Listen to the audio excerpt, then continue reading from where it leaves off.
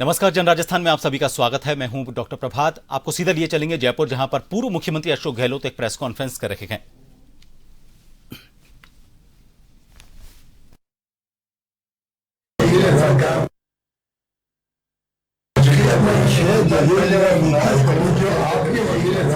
Firm Shiv मंगल जी की firm है वो। फर्म तीन केस थे, अशोक जी का एक अलग था। तीन case serious fraud,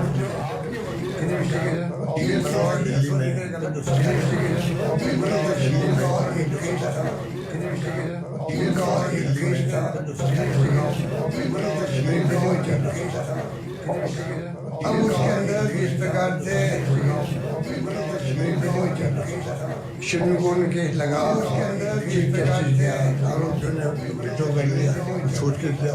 supreme court में केस लगा, तो छोड़ के करके आए जस्टिस ने आरोपी विड्रॉ कर लिया।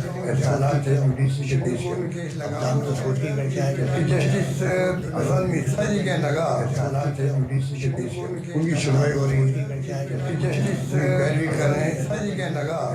शिव मंगल शर्मा जी जब जी सुनवाई हो रही है, उनके सहयोगी हैं सौरभ राजपाल, निधि राय जायसवाल। अब सवाल ये उठता है कि सरकार की पैरवी यानी आरोपियों का विरोध करना होता है, परंतु वकील शिव मंगल जी की भूमिका यहाँ बहुत ही ऐसी लगती है जिसमें विचार करना आवश्यक है सरकार की तरफ से। क्योंकि शिव मंगल जी की फर्म जो औरा करके है यू आरोप, उसी में ये केस जो आरोपी है उनका केस भी वही देख रहे हैं, वो फर्म देख रही है। आरोपी है लॉ फर्म ने आरएन उनका कंपनी को नियुक्त किया है, फर्म देख रही है। तो शिव मंगल जी, सौरभ राजपाल, निधि जायसवाल तथा इनके सहयोगी जो साथी इस फर्म में है। तो शिव मंगल सरकार की पैरवी भी कर रहे हैं। शिव मंगल जी उनकी कंपनी तथा इनके जो है इस फर्म में है, वो पैरवी कर रही है सिद्धार्थ चौहान की, 18-19 से भी कर रही है जो है। और Delhi high court, supreme court, Siddharth Chauhan सब जगह पैरवी हो रही है।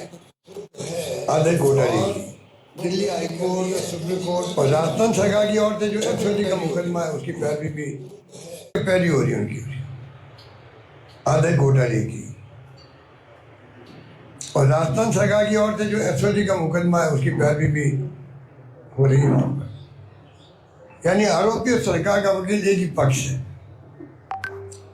ये इस प्रकार से एक प्रकार से जो कहते हैं हितों का टकराव है। ये 22 लाख निवेशकों की आंखों में धूल झोंकने वाला है। और वहां जो गए सुप्रीम कोर्ट में, वो आरोपियों की जमानत का फैसला होना चाहिए वहां, इसलिए गए वो लोग आरोपी। और हमारे जो डबल एजी साहब है वो वहाँ मांग कर रहे हैं कि सारे केस जितने केसेज हैं एसओजी के हों या ये जो बाकी कंपनियों के जो केसेज हैं, ये तमाम केस एक साथ ही सुन ले जाए। इस प्रकार का जो माहौल बना, ये बिल्कुल ही आप समझ लीजिए कि इनका जो प्रोफेशनल मिसकंडक्ट की तरह है मामला। क्योंकि इसमें कभी ऐसा हुआ नहीं है। ये पहला केस ऐसा सामने आया जिसका ध्यान दिलाया नेता प्रतिपक्ष जोली जी ने। सरकार को तत्काल कार्रवाई करनी चाहिए कि हटा दे उस केस से। बड़े बड़े वकील दिल्ली बैठे हुए हैं। जब आपको 22 लाख लोगों की चिंता होनी चाहिए, उसके लिए जरूरी है कि एक व्यक्ति पे अगर डाउट भी है, हो सकता है उनकी गलती नहीं भी हो टेक्निकली या कुछ भी, समझ लीजिए क्या फर्क पड़ता सरकार का। जब पैरवी हो रही इस प्रकार से, इतना बड़ा केस है, तो आप 5 वकील खड़े कर देते बड़े बड़े, कोई दिक्कत नहीं थी। और बार कॉलेज ऑफ इंडिया के रूल्स जो हैं 33 और सुप्रीम कोर्ट के कई ऐसे स्पष्ट आ चुके हैं फैसले, उसको देखते हुए भी इस प्रकार का जो ये मामला आया है, ये बहुत ही गंभीर मामला है। और मैं समझता हूँ कि मुझे उम्मीद थी कि नेता प्रतिपक्ष के कहने के बाद तो कोई बात बचेगी नहीं, पर दुर्भाग्य से सरकार देखिए आप जिस प्रकार चल रही है, वो तो आपके सामने है, किस प्रकार से इन्होंने अनदेखी की उस चीज की, अनदेखी करके जैसे को अनबी की हो, इनको मालूम नहीं हो। जब मालूम पड़ गया इनको, उसके बाद में क्या कारण है कि आप उन्हीं को वहाँ पर रखे हुए हो, उनके खिलाफ कोई एक्शन नहीं हुआ, या हो सकता है उनके खिलाफ एक्शन होना चाहिए था, जांच होनी चाहिए। आप किस प्रकार से आपकी कंपनी को केस दिलवा दिया आरोपियों का भी, तो आरोपियों का वकील और ये सत्ता पक्ष के वकील, सरकार के वकील एक ही जगह क्लैश हो रहे इंटरेस्ट वहाँ पे पैरवी कर रहे हैं। ये बहुत सीरियस केस है और इसके लिए मैं समझता हूँ कि अभी वक्त है कि सरकार इसको गंभीरता से ले। और जिस प्रकार वो संजीवनी का केस हुआ था, वो भी ऐसे हुआ। हमने तो करीब 22 महीने लगाए होंगे कई चार्ट अकाउंट को लगाया उसके अंदर कि भाई किसी ढंग से असलियत क्या पहुँचे वहाँ हम लोग, क्योंकि उसमें लाखों लोग, गरीब लोग थे बेचारे, बाड़मेर, जोधपुर, सब जगह के, जो मेरे वहाँ आके रोने लग गए थे, 50, 60, 80 साल के लोग, 80 साल के भी। और केंद्रीय मंत्री जी का वो तो मेरे खिलाफ मुकदमा कर रहे किया हुआ है डिफेमेशन का, वो तो शायद 1.5-2 साल हो गए। 20-22 पेशी में भी जा चुका हूँ, वो भी आ चुके हैं, तो वो तो अलग मामला है। पर जिस प्रकार से उसकी हत्या की गई केस की, आप बताइए कि जो 22 महीने लगे हमें, हमारी नींद खराब होती, 22 महीने के बजाय हम भी 4 महीने में कंक्लूजन में पहुंच जाते और कार्रवाई कर देते। हमारे 22 महीने और सरकार बदल दी 4 महीने। 4 महीने में हाईकोर्ट ने कहा वापस जांच करवा लीजिए, तो इतनी का 4 महीने में कर लीजिए। 4 महीने में जांच भी हो गई,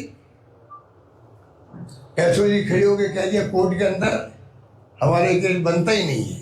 आप कल्पना कीजिए, एसओजी वही पहले कहा गया कि ये बहुत संगीन केस है और इनके माता जी का, पिता जी का, पत्नी का, इनका सबके नाम है, जो केस डायरी में लिखे हुए थे वो मैंने बोल दिए, मेरे को केस कर दिया। पर मैं पूछना चाहूँगा कि 4 महीने में जांच कैसे कर लिया आपने? और हाईकोर्ट में बोल गए थे, हाईकोर्ट जज ने कहा अगर आपके मुलजिम नहीं है तो ठीक है, फिर हमें छोड़ देते हैं। और ये भी कहा अगर कभी एसओजी तय करे नए फैक्ट के आधार पर तो आप लोअर कोर्ट को इतला करके केस वापस चला सकते हैं। अब वो इतने गरीब लोग हैं, इतने गरीब लोग हैं कि ना तो जा सकते हैं बार बार कोर्टों में, कहाँ पैसा पड़ा हुआ है, बहुत लाखों रुपए खर्च होते हैं, तो मामला सरकार भी छोड़ रखा है। और सरकार की जो नीति 4 महीने वाली है, इस सरकार से क्या उम्मीद करो कि उनको न्याय मिलेगा? तो ये स्थिति बनी हुई है और ये घोटाला उससे बड़ा घोटाला है जिसका मैंने भी आपको बताया। एक तो बात ये थी,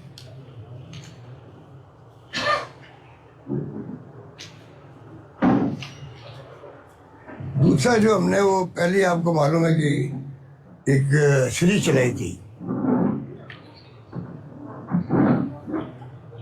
इंदिरा शास्त्र, वो इतनी पॉपुलर हुई है वो, सरकार पूरी हिल गई उससे, पूरी सरकार हिल गई।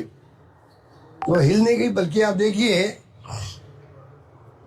इतनी मजाक बन गई, सरकार की मजाक बन गई कि जितने जवाब दिए गए सब नेताओं द्वारा, इंक्लूडिंग मुख्यमंत्री जी और बीजेपी अध्यक्ष द्वारा, आप तो मीडिया वाले आपने पढ़े होंगे, हमारे इंदिरा शास्त्र में जो इश्यू थे वो तो पब्लिक के थे। अब ढंग से जवाब दे सकते थे वहाँ पर, भाई इसमें देरी इसलिए हुई है, सरकार होती है, सब उनके पास फैक्ट्स होते हैं, कारण भी होते हैं, कुछ कारण जेन्युइन भी होंगे, ये हम नहीं कहते जेन्युइन कारण भी नहीं होते। कई बार अटक जाता मामला, जब सड़क का अटक गया दिल्ली से जयपुर तक का, 20 साल हो गए उसको, कई मंत्री आए 6 महीने में कर देंगे, नहीं हो पाया। तो कहने का मतलब कि सरकार की ड्यूटी, विपक्ष के कोई व्यक्ति बोले तो आप कम से कम जस्टिफाई तो करो अपने, वो कोशिश भी नहीं की गई। इस बात का मुझे बहुत दुख है कि वो उनका, और इंतजार तो कई लोग कर रहे हैं। अभी आए मेरे पास इंजीनियर साहब PhD के, 5000 इंजीनियर राजस्थान के, पेमेंट रुके उन लोगों के, पेमेंट नहीं हो रहे हैं। और इधर गर्मी का वक्त आ रहा, पीने के पानी की समस्या बहुत भयंकर बढ़ सकती है। और मैंने सुना है कि प्रेस कॉन्फ्रेंस करके ठेकेदारों ने अल्टीमेटम दिया है, भुगतान नहीं किया तो हम काम नहीं करेंगे, पानी रोको आंदोलन शुरू करेंगे। पता नहीं एक ही श्लोक में और क्या कहना चाहते हैं। 4,500 करोड़ की पेमेंट बाकी है। क्या ठेकेदार इतने बड़े नहीं होते हैं कि अफोर्ड कर सकते, कुछ लोग होते हैं। ये लोग तो आगे चुकाना पड़ता है मजदूरों को, उनके छोटे ठेकेदारों को, सप्लायर्स को। हालत खराब हो जाती है, हालत खराब हो जाती है। अब ये कोई किस्सा तो मुझे एक आदमी की आंखों में आंसू आ गए थे। एक MLA साहब आए मेरे पास, साहब मेरे पास एक आए ठेकेदार, अच्छे खाले ठेकेदार थे। ऐसी स्थिति बन गई वो उनके आंखों में आंसू आ गए। उनको किसी ढंग से कुछ पैसा दिलवाया मैंने, सचिवालय में हाथा जुड़ी करके थोड़ी सांस हल्की से आई उसको। लेकिन वो बड़ा ठेकेदार है, वो छोटे ठेकेदार तब तंग कर रहे थे। ऐसे क्या किस्से। पर कर्ज माफी आपका ये देखिए, अब मैं 2 बातें कहना चाहूँगा। एक तो RGSS पूरा पेंशनर समाज, चाहे वो रिटायर्ड हो गए हों या सर्विंग हो, MLA या MLA MP, पत्रकार के अलावा जो नौकरी वाले सर्विस वाले लोग, सभी दुखी है। जो जिस RGSS को उन्हें बनाया उद्देश्य से, उसको विफल कर रहे हैं लोग अपनी लापरवाही से। अगर मान लो कहीं बेईमानी हो गई है, आप कड़ी कार्रवाई करो, कौन मना करता आपको। पर मान लो कुछ लोगों ने बेईमानी कर दी, थोड़े पूरी स्कीम को बर्बाद कर दो। 1,000 करोड़ रुपये बाकी हो गए दवाइयों के, मेडिकल शॉप्स के, दवाई दुकानों के, दवाई देना बंद कर दिया। प्राइवेट हॉस्पिटल ने इलाज करना बंद कर दिया है। ये जो स्थिति बनी है वो भी बहुत खतरनाक है। बाकी इंतजार के लिए मैंने कुछ लिखा है कि एक तो देखिए बेरोजगारी भत्ते का इंतजार कर रहे हैं, नौकरी वाले नौकरी का इंतजार कर रहे हैं, पंचायत और नगर निकाय चुनाव का इंतजार हो रहा है, ठेकेदारों के पेमेंट का इंतजार, बोर्ड निगमों के अध्यक्ष बनने का इंतजार, और जो महिला पीड़ित है, क्या हो रहा आपको मालूम ही है कि कितना छेड़छाड़ हो रही है, रेप हो रहे हैं। इश्यू का विरोध था उस वक्त में, महिला पीड़ित है। एक बार तो उसको रोक दिया गया, मुझे समझा दिया गया, रेप हो रहे हैं। बाद में फिर वापस मैंने कलमी चौके मैंने उसको अनाउंस किया। एक बार तो FIR कंपनी होनी चाहिए, मुझे समझा। अब FIR के लिए फिरते होता है, फिर वापस मैंने कलमी दरबार क्या बात है, वहाँ पर वही होगी। FIR कंपनी होनी चाहिए, तकलीफ आ रही है। अब FIR के लिए फिरते होता है, फिर वापस क्या होता है, तकलीफ आ रही है। तो मैंने कहा कि गाँव में गया, एक 108 साल की उम्र के व्यक्ति थे, उन्होंने कर रहा है कि मैं अशोक गहलोत से मिलना चाहता हूँ। तो मैं चला गया 400 के पास में, वहाँ पे गया तो वो बीमार टाइप हो गए थे उस दिन। मैं वहाँ हाथ पर जोड़े और नमस्कार किया, वो भी थोड़ा बहुत नमस्कार किया, 2-3 बार मौत दिया। काम पूरे इकट्ठा हो गए तो हाथ पर जोड़े, वो छेले की बात करना, अगर आप छेले नमस्कार किया, 2-3 बार लेके आ। मैं कहा भाई मेरी फोटो हटा देते, इसकी बंद क्यों की, अगर आप चले गए तो भजनलाल जी अपनी फोटो लगा लेके आ। कायदा भी होता है, पर ये इनकी सोच नकारात्मक, इसकी बंद क्यों की इसको। भजनलाल जी अपनी फोटो लगा देते, कायदा भी होता है, पर ये इनकी सोच नकारात्मक सोच की बात है। इसलिए स्थिति बड़ी गंभीर है। यूरिया का अलग लोग इंतजार करते हैं और ऊपर से किसानों की कर्ज माफी कर नहीं रहे हैं। हमारी मांग है कि किसान बहुत दबावा है, तकलीफ में है, आपको जैसे हमने किया उसी पैटर्न पे राजस्थान के किसानों का कर्जा माफ होना चाहिए, मेरी मांग है। अभी खुद किसान बन गए मुख्यमंत्री जी, तो मैं खुद किसान हूँ और मैं किसान हूँ इसलिए मैं जानता हूँ, समझता हूँ, मेरा अनुभव है। इस प्रकार की भाषा कुछ बोल रहे थे वो। अब उनको पूछो, अगर आप किसान हो तो किसानों हित की बात तो करो। आप कह रहे हो किसान तो 20-25 दिन ही काम करता है एक साल के अंदर, मतलब आपने उनकी बड़ी बेइज्जती करी है। किसान